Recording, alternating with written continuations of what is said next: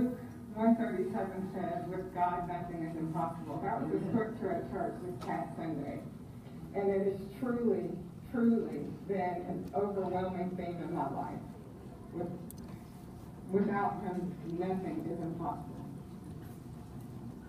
And I thank the two judges on the Superior Court judges for having the confidence and trust in me to handle the Magistrate Court of Cobb County, to assist in the Superior Court, and most importantly, to serve the citizens of Cobb County. Thank you. Thank you. There are so many people that I have to thank, so as I go into the main part of what I want to talk about, I want to thank those people. Vic, I thank you. That story about, and I'll call it the class of 2012. Just friends were there. Nathan was there. There were so many people in this room just full. I know couldn't be here. But we had breakfast, lunch, dinner, snacks, everything together in that summer of 2012. And so when Vic came to me after the campaign and said, Joyette, will you join my team? I hesitated. We were on an elevator, and he said, this is what I want to talk to you about. I was saying yes, but shaking my head no. I don't want to do it, I don't want to do it. But the overall thing was that I was in my own head. I was doubting myself, what my abilities could be, what I could do, how far I could go, how successful I could be. And God put so many people in my path, including Vic, to show me you should have no doubt. You have shown so many people what it is that you can do, what it is that is truly in your heart to do, regardless of what role you're in. As a member of the Cobb Bar, I've been in the solicitor's office. I've been in private practice, just recently in the DA's office. And I've tried to remain true to me in all of those roles. And being true to me was making sure that we met the goals of justice, but not use the ends of persecution, of demeaning the people that you were chosen to serve. And I say serve not in a worldly sense, but serve in a spiritual sense. Because after all, our true duty on this world is to serve. So when I decided, or when I was contemplating putting in my application for this position, that doubt rose up again, and I foreclosed the thought of even putting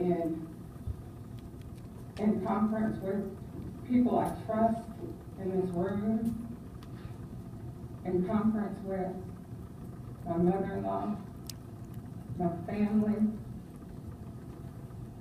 She gave me a scripture. The Tuesday before the application was due, she said, go to Judges 6 and read about Gideon. And you know, I always asked, well, send me a sign. I need to know that this is the right thing for me. You know, I thought this was the right thing for me. I thought this was the right thing for me. Give me a sign, show me something. So in the story of Gideon, he's asking God, if it's you, show me it's you. Do this. Okay, I see you did that. Do this. Let me just have one more sign. And when I thought about it, and as the song says, as I look back over my life, it brought me back to these things. So when you'll bear with me for a series of stories, it'll all come together, and you'll see the signs that, after the fact, I saw. And those signs start in 97, my last year at Georgia. I decided to do an internship. I was a psychology and criminal justice major. Well, I was a psychology major. Then when I was looking for electives, I saw the criminal justice curriculum and I was like, well, all I have to do is one more class and an internship. I might as well get a double major. Let's go ahead and go for that. So I had become familiar with Cobb County through Bridges. We had been friends since the day we met at UGA and then dated for a while. So when I saw that Cobb County was one of the options, I said, well, let me just go to Cobb. It was my last semester, so I might as well leave Athens and spend my last semester in Cobb County. And Sandra Roda will remember this very well. She was my internship supervisor at the Cobb County Juvenile Court. I got the opportunity to go through the school systems in Cobb County.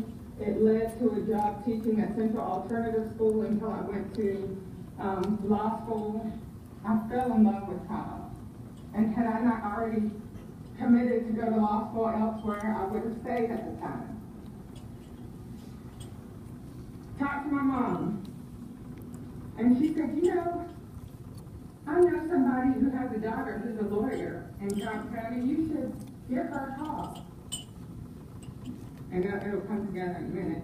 I didn't call. This was my senior year in college. What am I doing calling people my mom tells me to call? I left the law school.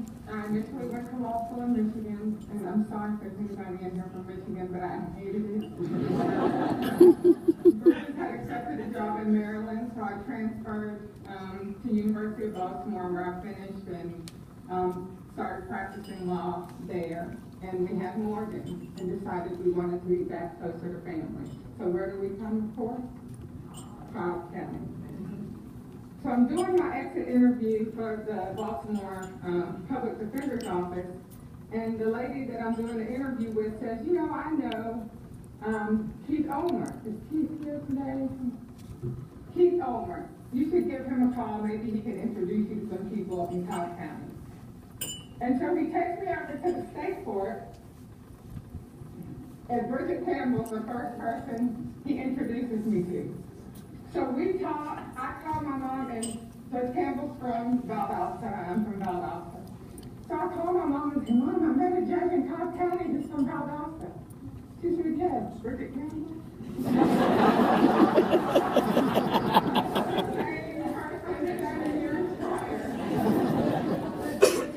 Contact. So how things may have been different had I just made that phone call. And so after I started practicing here, I met Lena Joseph, who's in the DA's office still. She was in the DA's office at that time, sitting in Judge Nix's courtroom, first time I'd been in court in Cobb County. And she said, well, what do you want to do? And I don't know, I need to meet people, I need to, you know, get the landscape. She said, well, they may be hiring in the DA's office, and I said, well, you know what, I've got a resume on my bag right here. So I went over there and talked to Tom Weathers, and at the time they were looking for somebody with more felony experience. So I didn't have that. So he sent me over to Barry Morgan. And Barry didn't know who I was. I didn't, you know, grow up here. I didn't have any friends in the bar. But he hired me, not knowing anything other than my resume. And sometimes that happens few and far between. He trusted that I could do the job that he expected of the people in his office, and I thank you for that. You know, we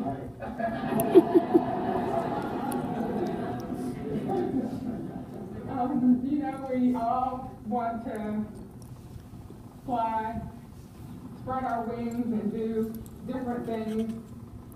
When I was in the solicitor's office, I had the opportunity to serve in the courtrooms of Judge Bridget Campbell, Judge Cody Rogers, and Judge Starden. Where we go? I'm over here. The airport's still good, huh?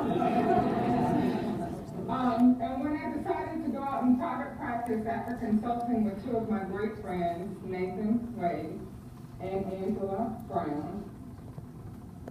Judge Darden said, well, anytime you bring a client in here, they're getting 12 months to serve. Every single one, 12 months to serve. Fortunately, he didn't. My client